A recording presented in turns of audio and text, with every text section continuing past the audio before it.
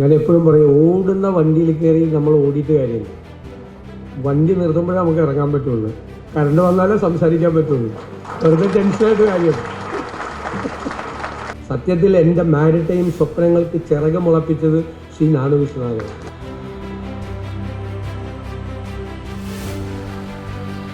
നമസ്കാരം. ഇന്നലെ തിരുവനന്തപുരത്ത് ഹോട്ടൽ ഡിമോറയിൽ കേരള സമുദ്ര മിഷൻ എന്നുള്ളൊരു പരിപാടി നടന്നിരുന്നു. ഈ പരിപാടിയിൽ വളരെ അപ്രതീക്ഷിതമായാണ് കറണ്ട് പോകുന്നത്. അതായത് മുഖ്യമന്ത്രിയാണ് ഈ പരിപാടിയുടെ ഉദ്ഘാടനത്തിനായി എത്തിയത്. മുഖ്യമന്ത്രിയെ പരിപാടിയുടെ ഉദ്ഘാടനത്തിനായി ക്ഷണിക്കുന്നു. ഏകദേശം 5-10 മിനിറ്റ് മുഖ്യമന്ത്രി സംസാരിച്ചു. അതിനുശേഷം പെട്ടെന്ന് സ്റ്റേജിലെ ലൈറ്റും അതുകൂടാതെ മൈക്കും പെട്ടെന്ന് അണയുകയായിരുന്നു. അതായത് കറണ്ട് പോയി എന്നാണ് നമുക്കവിടെ നിന്നും മനസ്സിലാക്കാൻ സാധിച്ചത്. എന്തായാലും മുഖ്യമന്ത്രി ഏറെ വാചാലനായി നല്ല ഫ്ലോയിൽ സംസാരിച്ചു കൊണ്ടിരിക്കുന്ന വേളയിലാണ് പൊടുന്നനെ ഇത്തരത്തിൽ കറണ്ട് പോയത്. എന്തായാലും നമുക്ക് ആ ദൃശ്യങ്ങൾ കണ്ട് ആദ്യം തിരിച്ചു വരാം. ഞാൻ എപ്പോഴും പറയും, ഓടുന്ന വണ്ടിയിൽ കയറി നമ്മൾ ഓടിയിട്ട് കാര്യമില്ല. വണ്ടി നിർത്തുമ്പോഴേ നമുക്ക് ഇറങ്ങാൻ പറ്റുള്ളൂ. കറണ്ട് വന്നാലേ സംസാരിക്കാൻ പറ്റുള്ളൂ. വെറുതെ ടെൻഷനായിട്ട് കാര്യം. ആ മാരിടൈം ഹിസ്റ്ററിയാണ്, അതിൻ്റെ ആ ചരിത്ര വായനയാണ് ഈ മേഖലയിലേക്കുള്ള താല്പര്യം എനിക്കുണ്ടാക്കിയത്. പിന്നീട് ഞാനൊരു 20 വർഷക്കാലം മുമ്പ് ആദ്യമായി MLA ആയപ്പോൾ സിംഗപ്പൂർ സന്ദർശിച്ചു. അന്നൊരു മാരിടൈം എക്സ്പേർട്ട്, എൻ്റെ ഒരു സ്നേഹിതൻ എൻ്റെ കൂടെ ഉണ്ടായിരുന്നു. അദ്ദേഹം ഈ സിംഗപ്പൂർ തുറമുഖം മുഴുവൻ കാണിച്ചു. സിംഗപ്പൂർ എന്ന് പറയുന്നത് ഒരു പോർട്ട് സിറ്റിയാണ് എന്ന് എക്സ്പ്ലെയിൻ ചെയ്തു. അവിടെ ആ സിംഗപ്പൂരിൻ്റെ വളർച്ചയുടെ ഏറ്റവും വലിയ നാഴികക്കല്ല്, backbone of their economy, അതാ പോർട്ടായിരുന്നു. അപ്പം എനിക്ക് സിംഗപ്പൂരിൽ വെച്ചാണ് ആദ്യമായിട്ട് എന്താ, സിംഗപ്പൂരിനേക്കാളും എത്ര വലിയ കോസ്റ്റ്ലി ഏരിയ ഉള്ളൊരു സ്ഥലമാണ് കേരളം. കേരളത്തിന് എന്തുകൊണ്ട് ഒരു പോർട്ട് സിറ്റിയായി മാറാൻ പാടില്ല എന്ന് മനസ്സിലൊരു ആശയം ഉദിച്ചത്. ആരോടും പറയാൻ പറ്റില്ല. അന്ന് ആർക്കും ഇതിനെക്കുറിച്ച് അദ്ദേഹം ഇവിടെ സൂചിപ്പിച്ചതുപോലെ ആർക്കും അറിയില്ല. പിന്നീട് ഇതിങ്ങനെ മനസ്സിലൊരു സ്വപ്നമായി കൊണ്ട് നടന്നു. പിന്നെ ഞാൻ കാട്ടിൽ ട്രെക്കിങ്ങിന് പോകുന്നത് പോലെ കടലിലും പോവുമായിരുന്നു നിരന്തരമായി. ഞാൻ ക്രൂയിസ് ഷിപ്പിൽ കയറിയിട്ടുണ്ട്, യൂറോപ്പിൽ പോയിട്ട് ചരക്ക് കപ്പലിൽ യാത്ര ചെയ്തിട്ടുണ്ട്, ഫിഷിംഗ് ബോട്ടിൽ ബേപ്പൂരിൽ നിന്ന് ഞങ്ങൾ സുഹൃത്തുക്കൾ കൂടി കടലിൽ യാത്ര ചെയ്തിട്ടുണ്ട്. കടല് കാട് പോലെ തന്നെ ഒരു വിസ്മയമാണ് കടൽ എന്ന് പറയുന്നത്. വളരെ വലിയ വിസ്മയമാണ് കടൽ എന്ന് പറയുന്നത്. അങ്ങനെ കടലിനോടുള്ള സ്നേഹവും എല്ലാം വർദ്ധിച്ചു വന്നു. പിന്നീട് നമ്മുടെ നിയമസഭയിൽ ഒരു മാരിടൈം ലോ, ഒരു ലെജിസ്ലേഷൻ വന്നു. അപ്പം അന്ന് നിയമനിർമ്മാണം വന്നാൽ പിന്നെ അത് വേറെ ആർക്കും വിട്ടുകൊടുക്കാൻ പാടില്ല എന്നുള്ള ചിന്താഗതി ഉണ്ടായിരുന്ന ഒരു MLA ആയിരുന്നു ഞാൻ. പക്ഷെ സാധാരണ ഏത് നിയമനിർമ്മാണം നടത്തുമ്പോഴും അതിൻ്റെ എക്സ്പേർട്സിനോട് ചോദിക്കും. പക്ഷെ ഒരു മാരിടൈം എക്സ്പേർട്ട്, അന്ന് ഇദ്ദേഹത്തിന് എനിക്ക് പരിചയമില്ല, ഒരു മാരിടൈം എക്സ്പേർട്ടിനെയും ഒരു മാരിടൈം ലോയറും ഇല്ല കേരളത്തിൽ, ഇത്രയും കടലുള്ള സ്ഥലത്ത്. ഞാൻ അന്വേഷിച്ച് കുറെ അഭിഭാഷകരോടൊക്കെ ചോദിച്ച അവസാനം ബോംബെയിൽ ഒരു മാരിടൈം ലോയർ ഫേമിൽ വർക്ക് ചെയ്തിരുന്ന ഒരു അഭിഭാഷകനെ കണ്ടെത്തി. അദ്ദേഹം രാത്രിയാണ്, പാവം വൈകിയാണ് ഞാൻ വിളിക്കുന്നത്. അദ്ദേഹം 2 മണിക്കൂർ എനിക്ക് അദ്ദേഹവുമായിട്ട് ചർച്ച ചെയ്തു. പിന്നീട് അദ്ദേഹം എനിക്കൊരു നോട്ട് അയച്ചു തന്നു. ഞാൻ വലിയ മാരിടൈം എക്സ്പേർട്ടിനെ പോലെ നിയമസഭയിൽ അത് അവതരിപ്പിച്ചു. അദ്ദേഹം ഇന്ന് ഹൈക്കോടതി ജഡ്ജിയാണ് ആ ലോയർ. എനിക്ക് വളരെയധികം സന്തോഷമുണ്ട്. അദ്ദേഹത്തെ ഞാൻ മറക്കില്ല. കാരണം മാരിടൈം ലോയെ കുറിച്ചുള്ള ദീർഘമായൊരു പ്രഭാഷണം കേരള നിയമസഭയിൽ നടത്തിയത് അദ്ദേഹം എനിക്ക് തന്നു. ഞാൻ എൻ്റെ പോലെ അവതരിപ്പിച്ചു. അദ്ദേഹം പറഞ്ഞായിട്ടൊന്നും പറഞ്ഞില്ല. ഞാൻ സ്വന്തമായിട്ട് ഇത് പഠിച്ചെടുത്ത് പറഞ്ഞതുപോലെയാണ് നിയമസഭയിൽ പറഞ്ഞത്. അത് സത്യമാണ്. അപ്പൊ എല്ലാവരും ഇങ്ങനെ നോക്കിയിരിക്കുകയാണ്, മന്ത്രി അടക്കം നോക്കിയിരിക്കുകയാണ്. കാരണം ഒരു പിടിയില്ലാത്ത കാര്യങ്ങളൊക്കെയാണ് പറയുന്നത്. കാരണം ഇതിന്റെ വൊക്കാബുലറി വേറെയാണ്. മാരിടൈം ലോയുടെയും മാരിടൈം ഇതിന്റെയും വൊക്കാബുലറി വേറെയാണ്. ടെക്നിക്കൽ ആയിട്ടുള്ള ടേംസ് ഒക്കെ ഉണ്ട്. ഞാനതൊക്കെ കൂളായിട്ട് പറയുകയാണ്. അവ എല്ലാവരും വിചാരിച്ചു ഇത് വലിയ മാരിടൈം ലോ. അവ എന്നോട് വന്ന് ചോദിച്ചു, മാരിടൈം ലോ പഠിച്ചിട്ടുണ്ടോ? ഞാൻ പറഞ്ഞു കുറച്ചൊക്കെ പഠിച്ചിട്ടുണ്ടെന്ന് പറഞ്ഞു. തലേ ദിവസം അദ്ദേഹം തന്ന വിവരം വെച്ചിട്ടാണ് പറഞ്ഞത്. അപ്പോഴാണ് ഞാൻ അതിന്റെ സാധ്യതകൾ കൂടി അന്വേഷിച്ചത്. അപ്പൊ മുംബൈയാണ് ഏറ്റവും വലിയ മാരിടൈം ലോ ഫേംസിന്റെ സ്ഥലം. ഇതെല്ലാം ഇങ്ങനെ ഒരു അവ്യക്തമായി ഇങ്ങനെ നിൽക്കുന്ന സമയത്താണ് ഇദ്ദേഹവുമായിട്ടുള്ള പരിചയമുണ്ടാകുന്നത്. സത്യത്തിൽ എൻ്റെ മാരിടൈം സ്വപ്നങ്ങൾക്ക് ചിറക് മുളപ്പിച്ചത് ശ്രീ നാണു വിശ്വനാഥൻ. ഞാൻ പറയാൻ എനിക്ക് അതിയായ സന്തോഷമുണ്ട്. പിന്നെ അത് പറയുന്നത് എങ്ങനെയാണ്, വളരെ ഇമോഷണൽ ആയിട്ടാണ് ഇത് അവതരിപ്പിക്കുന്നത്. അപ്പം തന്നെ നമുക്ക് കപ്പലിൽ കയറി പോകാൻ തോന്നും. ആ രീതിയിലാണ് ഇത് ഇമോഷണൽ ആയിട്ടാണ് പ്രസന്റ് ചെയ്യുന്നത്. ഒരാൾ നമ്മുടെ മുമ്പിൽ വന്ന് ഒരു വിഷയം അവതരിപ്പിക്കുമ്പോൾ ആ വിഷയത്തോടുള്ള ഒരാളുടെ കമ്മിറ്റ്മെന്റ് നമുക്ക് അപ്പോൾ മനസ്സിലാവും. എനിക്കൊക്കെ ആണെങ്കിൽ ഞങ്ങളൊക്കെ നല്ല രാഷ്ട്രീയക്കാരായതുകൊണ്ട് 2 മിനിറ്റിനും മനസ്സിലാവും. ചിലരിങ്ങനെ അമിതമായ വിനയമൊക്കെ കാണിച്ച് വർത്താനം പറയും. അപ്പൊ നമ്മൾ നമ്മുടെ കാലിലേക്കാണ് നോക്കുന്നത്. അമിതമായ വിനയം കാണിച്ച് 90 ഡിഗ്രി കുനിയുണ്ടെങ്കിൽ നമ്മുടെ കാല് വരുമെന്നാണ് ഞങ്ങൾ തമാശയായിട്ട് പറയാറ്. അപ്പൊ ഓരോരുത്തർ വന്ന് ഇരുന്ന് സംസാരിക്കുമ്പോൾ നമ്മൾ രാഷ്ട്രീയക്കാരല്ല, വിശ്വകൈന്റെ മോൺസക്കൈന്റെ എക്സ്പേർട്സ് ആണ് എന്നെക്കാൾ ആളെല്ലാം മനസ്സിലാക്കാൻ പെട്ടെന്ന് മനസ്സിലാക്കും. ഞാൻ ഇദ്ദേഹത്തെ വളരെ അത്ഭുതത്തോടു കൂടി നോക്കിക്കണ്ട ഒരാളാണ്. പിന്നീട് അദ്ദേഹം ഒരുപാട് കാര്യങ്ങൾ, അതിന്റെ ടെക്നിക്കൽ ആയിട്ടുള്ള കാര്യങ്ങൾ മറ്റതെല്ലാം പറഞ്ഞു തന്നിരുന്നു. അപ്പൊ പ്രതിപക്ഷ നേതാവായിരിക്കുമ്പോൾ തന്നെ ഞങ്ങൾ ഇത് സംസാരിച്ചു തുടങ്ങി. സാധാരണ കൺവെൻഷനലായിട്ട് ഒരു യാത്ര നടത്തുമ്പോൾ രാഷ്ട്രീയം മാത്രമേ തെരഞ്ഞെടുപ്പിന് മുമ്പ് പറയുള്ളൂ. ഞങ്ങൾ ഫ്യൂച്ചർ കേരളയെ കുറിച്ചാണ് പറഞ്ഞത്. ഫ്യൂച്ചർ കേരളയെ കുറിച്ച് പറഞ്ഞപ്പോൾ നമ്മുടെ ഡ്രീം പ്രോജക്റ്റ് ആയിട്ട് അവതരിപ്പിച്ചത് ഇതാണ്. ഈ പറഞ്ഞതുപോലെ 2 അന്താരാഷ്ട്ര തുറമുഖങ്ങൾ, ഒരു കണ്ടെയ്നർ ടെർമിനൽ, ഒരു വലിയ ഒരു ഷിപ്പ്യാർഡ്, പിന്നെ 17 മിനി പോർട്ട്, പിന്നെ കോട്ടയത്തെ പോർട്ട് ഉൾപ്പെടെയുള്ള ഇതിനെ എല്ലാത്തിനെയും ഇന്റഗ്രേറ്റ് ചെയ്ത് നമ്മുടെ കേരളത്തെ മുഴുവനായി ഒരു പോർട്ട് സിറ്റിയാക്കി, തുറമുഖ നഗരമാക്കി മാറ്റണം എന്നത് വലിയ സ്വപ്നമാണ്. അത് നമ്മുടെ ഡ്രീം പ്രോജക്റ്റാണ്. ഞാൻ ടാക്സ് കൂട്ടാത്തത് എന്താണെന്ന് ധനകാര്യമന്ത്രി കൂടിയായ എന്നോട് എല്ലാവരും ചോദിച്ചപ്പോൾ ഞാൻ പറഞ്ഞു, ടാക്സ് കൂട്ടുന്നതല്ല ഖജനാവ് നിറയ്ക്കാനുള്ള പ്രധാന മാർഗം എക്കണോമിക് ആക്ടിവിറ്റി ഉണ്ടാക്കുക എന്നതാണ്. അതിന് കേരളത്തിന്റെ മുമ്പിലുള്ള വെല്ലുവിളി എന്താണ്? എക്കണോമിക് ആക്ടിവിറ്റികൾ ഉത്തേജിപ്പിക്കാൻ നമുക്ക് കിഴക്ക് മുഴുവൻ ഫോറസ്റ്റ് ആക്ടാണ്, ഒന്നും ചെയ്യാൻ പറ്റില്ല. ഇടയ്ക്കുള്ള സ്ഥലങ്ങളിൽ പാഡി ലാൻഡ് ആക്ടാണ്, തൊട്ടപ്പുറത്ത് CRS ഇതാണ്. കേരളത്തിന്റെ പ്രധാനപ്പെട്ട സ്ഥലം മുഴുവൻ റെഗുലേറ്റഡ് ആണ്. പല കാര്യങ്ങളും തുടങ്ങാൻ തടസ്സമുണ്ട്. ഇപ്പൊ നമ്മൾ ആലോചിക്കേണ്ടത് എന്താ? നമ്മുടെ അഡ്വാൻറ്റേജസ് എന്താ, അല്ലേ? നമ്മുടെ പ്രത്യേകതകൾ എന്താ?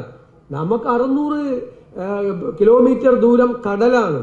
പിന്നെ ഈ ചെറിയ സ്ഥലത്ത് 4 വലിയ വിമാനത്താവളങ്ങളാണ്. അപ്പൊ അതാണ് പോർട്ട് സിറ്റി ഏവിയേഷൻ ഹബ് എന്ന ഒരു ആശയത്തിലേക്ക് പോയത്. പിന്നീട് അതിനെക്കുറിച്ച് കൂടുതൽ മനസ്സിലാക്കുകയും പഠിക്കുകയും ചെയ്തപ്പോൾ ഇവിടെ പറഞ്ഞ കാര്യങ്ങളൊന്നും ഞാൻ ആവർത്തിക്കുന്നില്ല. അനന്തമായ സാധ്യതകളാണ് ഈ കാര്യത്തിനുള്ളത്. അത് പരമാവധി പ്രയോജനപ്പെടുത്തുക എന്നുള്ളതാണ്. ഞങ്ങൾക്ക് ശരിക്കും പോർട്ടിൽ നടക്കുന്ന ബിസിനസ്സിനേക്കാൾ ഇൻട്രസ്റ്റ് ഗവൺമെന്റിന് out of port, out of ഹാർബറിൽ നടക്കുന്ന ബിസിനസ്, അതിനാണ് കൂടുതൽ വരുമാനം ഉണ്ടാവുള്ളൂ. എക്സ്ചക്കറിലേക്ക് കൂടുതൽ പണം വരുന്നതിനുള്ള ആക്ടിവിറ്റിയാണ് ഇതെന്ന് പറയുന്നത്. കയറ്റുമതിയും ഇറക്കുമതിയും ഉൾപ്പെടെ ചരക്ക് ഗതാഗതം. ഇപ്പൊ കേരളത്തിലെ റോഡിലുള്ള സാന്ദ്ര ഡെൻസിറ്റി ഓഫ് വെഹിക്കിൾസ് എന്താണ്? അതിൻ്റെ അകത്തുനിന്ന് ഒരു 50% ലോജിസ്റ്റിക്സ് ഈ കടൽ വഴിയാക്കി മാറ്റിയാൽ തന്നെ റോഡിലുണ്ടാകുന്ന വ്യത്യാസം എന്താ ഉണ്ടാകാൻ പോകുന്നത്? ഇതിന്റെ 1/4 എക്സ്പെൻസിൽ, റോഡിലൂടെ കൊണ്ടുപോകുന്നതിന്റെ 1/4 എക്സ്പെൻസിൽ ചരക്ക് ഗതാഗതം നമുക്ക് നടത്താൻ പറ്റും, അല്ലെ? ലോകത്തിന്റെ വ്യാപാരത്തെ, ലോകത്തിന്റെ ഇക്കോണമിയെ നിയന്ത്രിക്കുന്നത് ഈ ചരക്ക് ഗതാഗതമാണ്, കടലിലൂടെയുള്ള ഈ ചരക്ക് ഗതാഗതമാണ്. അപ്പൊ അതിന് വലിയ പ്രാധാന്യം കൊടുക്കുക. അതോടുള്ള അനുബന്ധിച്ചുള്ള ബിസിനസ്സുകൾ തീർച്ചയായിട്ടും എക്സ്പോർട്ട് ഇമ്പോർട്ട് ഉണ്ടാവും. നമ്മുടെ ഉൽപ്പന്നങ്ങളെ, ഇപ്പൊ കാർഷിക ഉൽപ്പന്നങ്ങളെ നല്ല വാല്യൂ അഡീഷൻ കൊടുത്തു കഴിഞ്ഞാൽ നമുക്ക് അതിനെ കയറ്റുമതി ചെയ്യാൻ പറ്റും.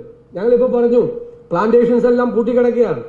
ആ പ്ലാന്റേഷൻസ് തുറക്കാൻ മൾട്ടി ക്രോപ്സ് അവർ അനുമതി കൊടുക്കുകയാണ്. സൗത്ത് ഈസ്റ്റ് ഏഷ്യൻ രാജ്യങ്ങളിലെ ഫ്രൂട്ട് പ്ലാന്റ്സ് ആണ് ഉണ്ടാക്കുന്നത്. അവക്കാഡോ, റംബുട്ടാൻ തുടങ്ങിയ സാധനങ്ങൾ ഇവിടെ ഉണ്ടാവും. ഇതിവിടെ ട്രോപ്പിക്കൽ ക്ലൈമറ്റ് ആണ്. ഒറ്റ കണ്ടീഷനാണ് അവരോട് പറയുന്നത്, മൾട്ടി ക്രോപ്സ് കൃഷി ചെയ്യാനുള്ള അനുവാദം തരാം ഓൺ 1 കണ്ടീഷൻ, അതിന്റെ വാല്യൂ അഡീഷൻ ഉണ്ടാവും. നല്ല പാക്കിംഗ് വേണം. ഞാൻ കഴിഞ്ഞ ദിവസം തമാശയായിട്ടല്ല, ഒരിക്കൽ ഫിലിപ്പൈൻസിൽ പോയപ്പോൾ ഒരു അതിമനോഹരമായ പാക്കറ്റ് എൻ്റെ കയ്യിൽ കിട്ടി. വെൽ പാക്ഡ് ആണ്. ഞാൻ തുറന്നു നോക്കിയപ്പോൾ എന്താണെന്നറിയാം, ചക്കച്ചുള. അതൊരു വാല്യൂ അഡീഷൻ നടത്തി നല്ല ടേസ്റ്റി ആയിരുന്നു. നമ്മളിവിടെ നിലത്ത് വീണ് പോവുകയാണ്. ആ സാധനം അവര് വാല്യൂ അഡീഷൻ നടത്തി അത് ലോകത്തേക്ക് എല്ലായിടത്തേക്കും എക്സ്പോർട്ട് ചെയ്യുകയാണ്. അപ്പൊ നമുക്ക് നമ്മുടെ സ്പൈസസ്, നമ്മുടെ അഗ്രികൾച്ചറൽ പ്രോഡക്ട്സ്, നമ്മുടെ ഫ്രൂട്ട് പ്ലാന്റ്സിൽ നിന്ന് കിട്ടുന്ന ഉൽപ്പന്നങ്ങൾ, ഇതിനെല്ലാം വാല്യൂ അഡീഷൻ നടത്തി നമ്മുടെ കാർഷിക മേഖലയെ നമ്മുടെ എക്സ്പോർട്ട് കൂടി ആരംഭിച്ചാൽ, ഇപ്പൊ ഇന്നത്തെ എക്സ്പോർട്ട് കൂടി ആരംഭിക്കുകയാണ്, അതിന് നമുക്ക് വലിയ പ്രാധാന്യം കിട്ടും. നമ്മുടെ വെറ്റിനറി ഏരിയയിൽ മാംസ വ്യാപാരം, ഇന്ത്യയാണ് ലോകത്തിലെ ഏറ്റവും വലിയ മീറ്റ് എക്സ്പോർട്ടേഴ്സ്. ഇന്ത്യയാണ് ലോകത്തിലെ ഏറ്റവും വലിയ മീറ്റ് എക്സ്പോർട്ടേഴ്സ് ഇന്ത്യയാണ്.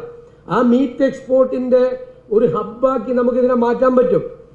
നമ്മൾ പിന്നെ മത്സ്യബന്ധനവുമായി ബന്ധപ്പെട്ട കാര്യങ്ങൾ, യഥാർത്ഥത്തിൽ നമുക്ക് ഏറ്റവും കൂടുതൽ ഫോറിൻ എക്സ്ചേഞ്ച് കിട്ടിയിരുന്നത് ഏതിൽ നിന്നാണ്? കേരളത്തിന് സീ ഫുഡിൽ നിന്നാണ്.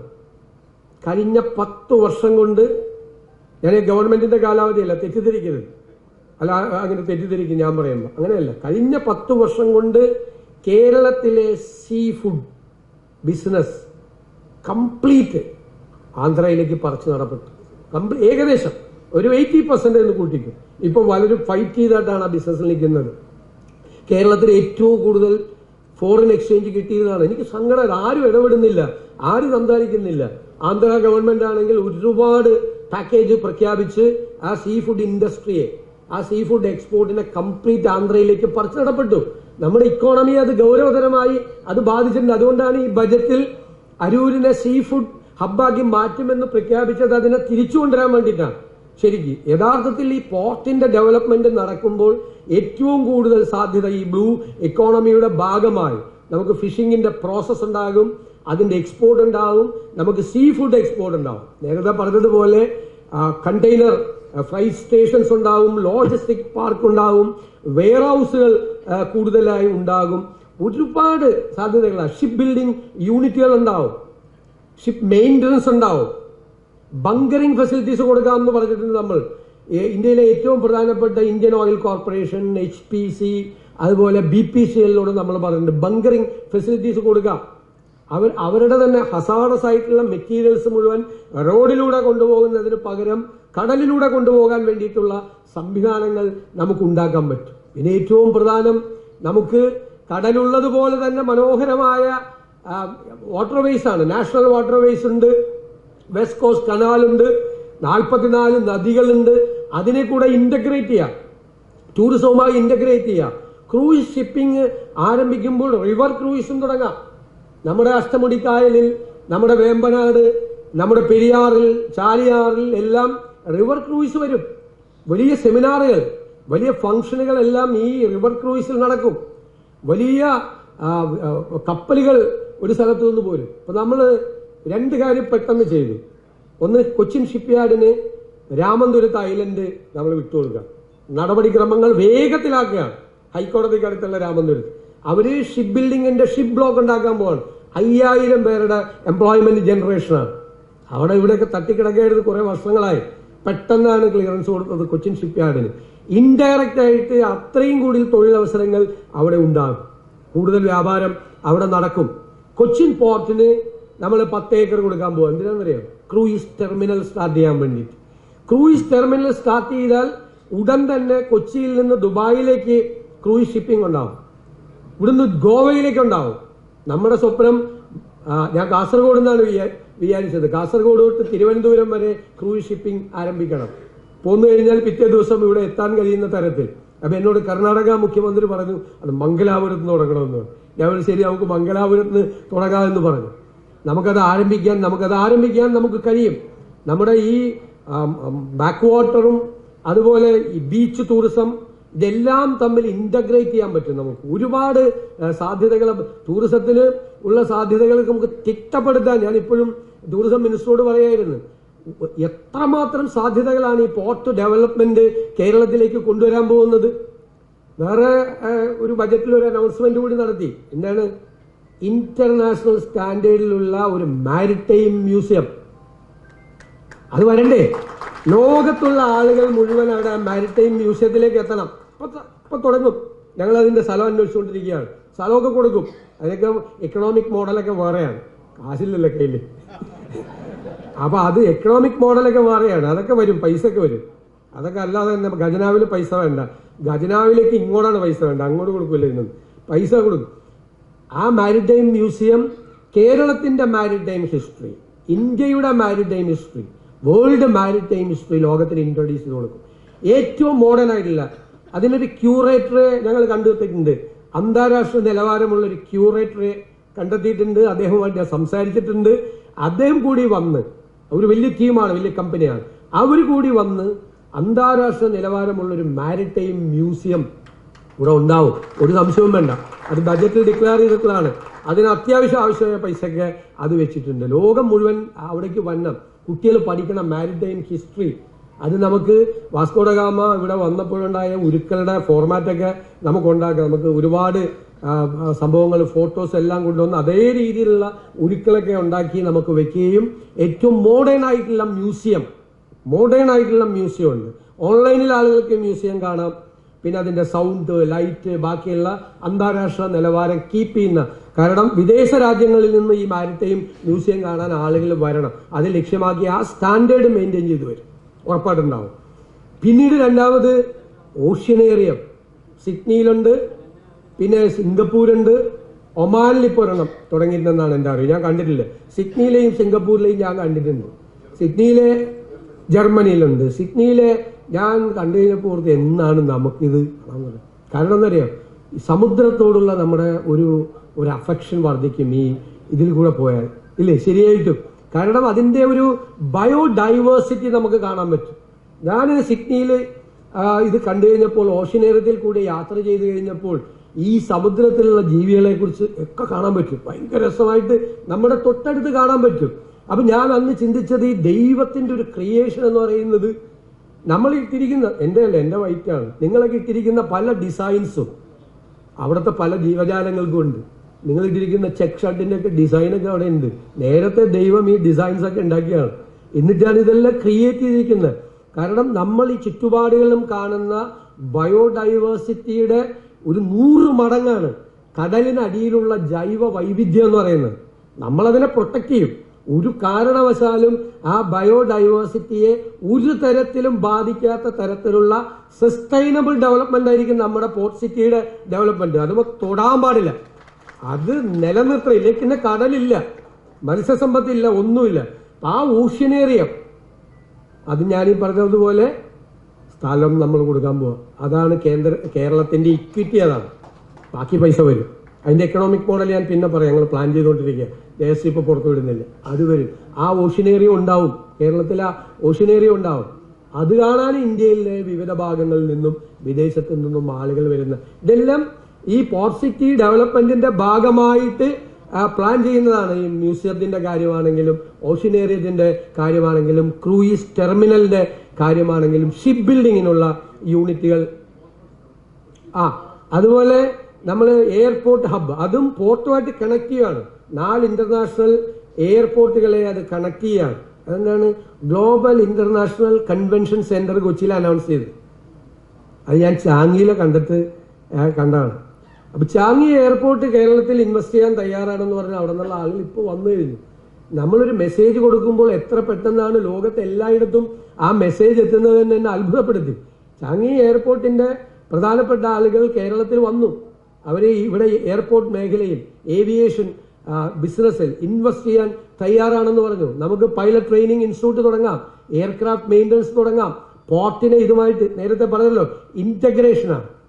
അതായത് പോർട്ട്, എയർപോർട്ട്, റെയിൽവേ, റോഡ്, ഇതിനെല്ലാം ഇന്റഗ്രേറ്റ് ചെയ്യുന്ന ഒരു വലിയൊരു ട്രാൻസ്പോർട്ട് സിസ്റ്റം കൂടി നമുക്ക് ഡെവലപ്പ് ചെയ്തെടുക്കാൻ പറ്റും. സാധ്യതകളാണ്.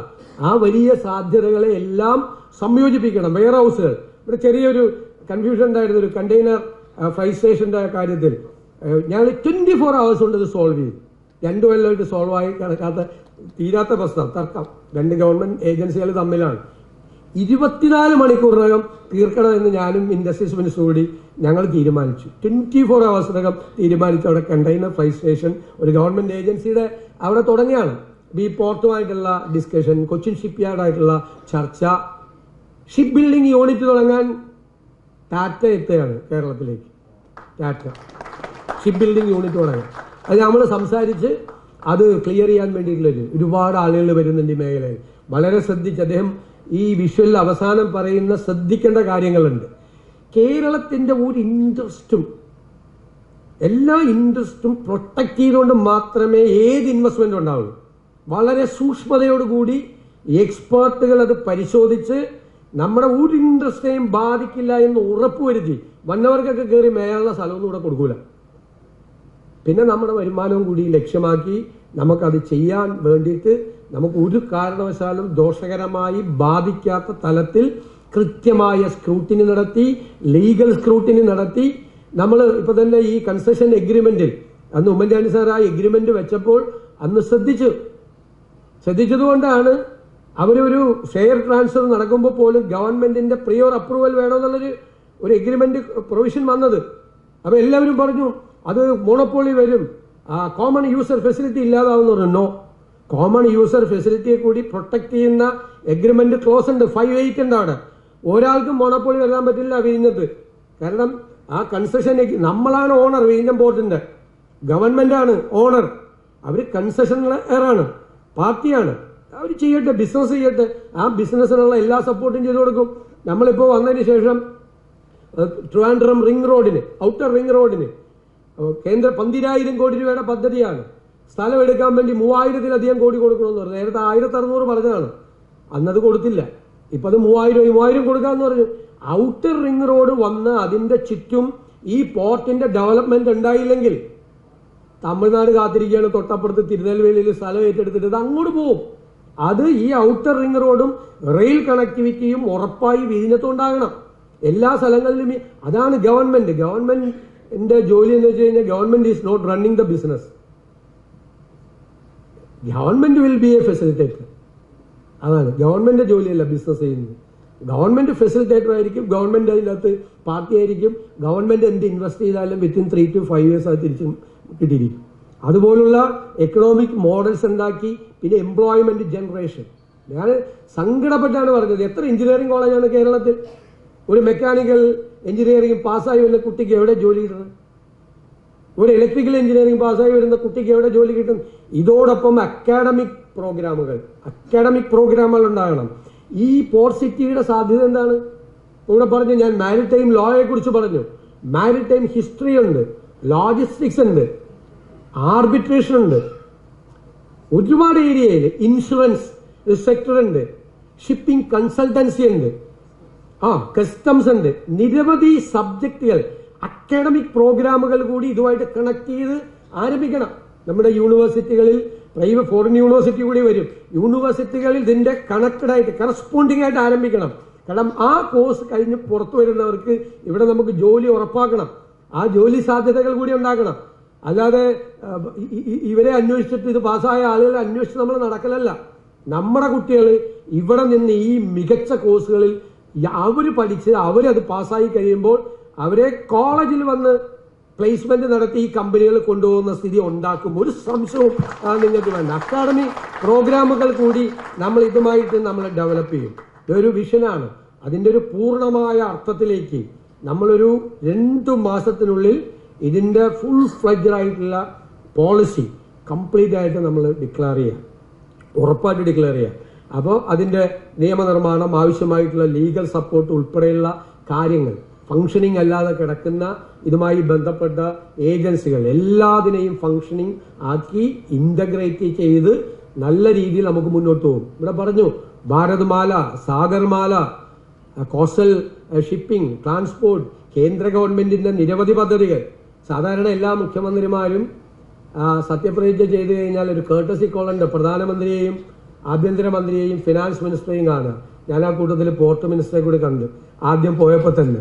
പ്രധാനമന്ത്രിക്ക് കൊടുത്ത നിവേദനത്തിലും ഫിനാൻസ് മിനിസ്റ്റർക്ക് കൊടുത്ത നിവേദനത്തിലും പോർട്ട് മിനിസ്റ്റർക്ക് കൊടുത്ത നിവേദനത്തിലും നമ്മുടെ ഫസ്റ്റ് പ്രയോറിറ്റി ഈ പോർട്ട് സിറ്റി ഡെവലപ്മെന്റ് ആയിരുന്നു.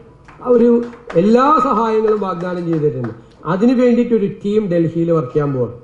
ഡൽഹിയിലുള്ള കേന്ദ്ര ഗവൺമെന്റിന്റെ പ്രോജക്റ്റുകളിൽ നിന്ന് എങ്ങനെ പണം ഇവിടേക്ക് എത്തിക്കാൻ കഴിയും, അവർക്ക് എങ്ങനെ കണക്ട് ചെയ്യാൻ പറ്റും എന്നതിന്റെ മാക്സിമം യൂട്ടിലിറ്റി ഉണ്ടാകുന്നതിന് വേണ്ടി ഡൽഹിയിലും ലോബിയിങ് എന്നൊന്നും ഞാൻ പറയണില്ല, അത് ആ വാക്കൊന്നും ഉപയോഗിക്കാൻ പാടില്ല, ഇപ്പൊ സൂക്ഷിച്ച് പറയണം വാക്കുകളൊക്കെ. അതുകൊണ്ട് അവിടെ അത് ഫോളോ അപ്പ് ചെയ്യുന്നതിന് വേണ്ടിയിട്ടുള്ള ഒരു ടീം കൂടി ഉണ്ടാവും. ഞാൻ പറഞ്ഞു, മുഖ്യമന്ത്രിയുടെ ഓഫീസിൽ ഒരു ഡാഷ്ബോർഡ് ഉണ്ടാവും. ആ ഡാഷ്ബോർഡ് ഈ പോർട്ടും എയർപോർട്ടും ആയി ബന്ധപ്പെട്ട് നടത്തുന്ന എല്ലാ പ്രവർത്തനങ്ങളുടെയും സ്റ്റേറ്റസ് കൃത്യമായി അറിയാൻ പറ്റും. നമ്മുടെ നാട്ടിലെ ഏറ്റവും വലിയ ലീക്കേജ് എന്താണ്? ട്രഷറിയിൽ നിന്ന് പ്രോജക്റ്റ് ഇംപ്ലിമെന്റേഷൻ. 100 കോടി രൂപയുടെ പദ്ധതി 2 കൊല്ലം കൊണ്ട് തീർക്കണം. 10 കൊല്ലമായാലും തീരില്ല. 10 കൊല്ലമാകുമ്പോൾ 100 കോടി രൂപയുടെ പദ്ധതി 1000 കോടി രൂപ. ആരുടെ പൈസയാണ് പോകുന്നത്? പ്രോജക്റ്റ് ഇംപ്ലിമെന്റേഷനും പ്രോട്ടോകോൾ ഉണ്ടാവും, നോഡൽ ഓഫീസേഴ്സ് ഉണ്ടാവും, അക്കൗണ്ടബിലിറ്റി ഉണ്ടാവും. പ്രൈവറ്റ് സെക്ടറിലാണെങ്കിൽ നടക്കുമോ? ഒരു CEO പറയാണ് മാനേജരോട് 365 ദിവസത്തിനകം തീർക്കണമെന്ന് പറഞ്ഞ് 366ാമത്തെ ദിവസം തീർത്തില്ലെങ്കിൽ അല്ലേ പുറത്തു പോവും. ഇവിടെ ഒരു 10 കൊല്ലം കൊണ്ട് തീർത്തില്ലെങ്കിൽ ഒരു കുഴപ്പമില്ല, ആരും ഉത്തരവാദികളല്ല. അത് മാറണം, അത് മാറണം. അതിൻ്റെ അകത്ത് ഒരു മോഡലായിട്ടാണ് നമ്മൾ ഈ പോർട്ട് സിറ്റി ഡെവലപ്മെന്റിനെ നമ്മൾ കാണുന്നത്. ഞാൻ ഇങ്ങനെ ത്രിൽഡായിട്ട് കുറേ കൂടി സംസാരിച്ചാൽ നിങ്ങൾക്കും ബോറടി. അദ്ദേഹം നന്നായിട്ട് ഇതിനെക്കുറിച്ച് അതിൻ്റെ അപ്പുറത്ത് വിശദീകരിക്കാനില്ല. എൻ്റെ ഒരു ആഗ്രഹം ഇന്ന് ഇവിടെ നൽകിയ ഈ ഒരു മെസ്സേജ് കേരളത്തിലെ സാധാരണക്കാരായ ജനങ്ങളിലേക്കും നമ്മുടെ ബ്യൂറോക്രാറ്റ്സിന്റെ ഇടയിലേക്കും രാഷ്ട്രീയ നേതൃത്വത്തിന്റെ ഇടയിലേക്കും ജനപ്രതിനിധികളുടെ ഇടയിലേക്കും ഒരു പഞ്ചായത്ത് മെമ്പർ വരെ അറിയണം ഇതിന്റെ സാധ്യതകൾ. എന്നിട്ട് പോസിറ്റീവായിട്ടുള്ള ഒരു തിങ്കിങ്, ഒരു പോസിറ്റീവായിട്ടുള്ള ഒരു സംഭവം തുടങ്ങണം. ഇത് ഞാൻ ഒരു കാര്യം കൂടി പറയുകയാണ്. എൻ്റെ സ്വപ്നം ഈ ജോലി സാധ്യതകളിൽ 1/3 തീരപ്രദേശത്ത് ജീവിക്കുന്ന സാധാരണക്കാരുടെ മക്കൾക്ക് അവരുടെ ലിവിങ് സ്റ്റാൻഡേർഡ് ഉയരണം. അവർ കഷ്ടപ്പാടാണ്, മത്സ്യത്തിന്റെ അവൈലബിലിറ്റി കുറഞ്ഞു, ഒരുപാട് പ്രശ്നങ്ങൾ, ക്ലൈമറ്റ് ചേഞ്ചിന്റെ വിഷയങ്ങൾ, ഒരുപാട് പ്രശ്നങ്ങൾ അവർക്കുണ്ട്.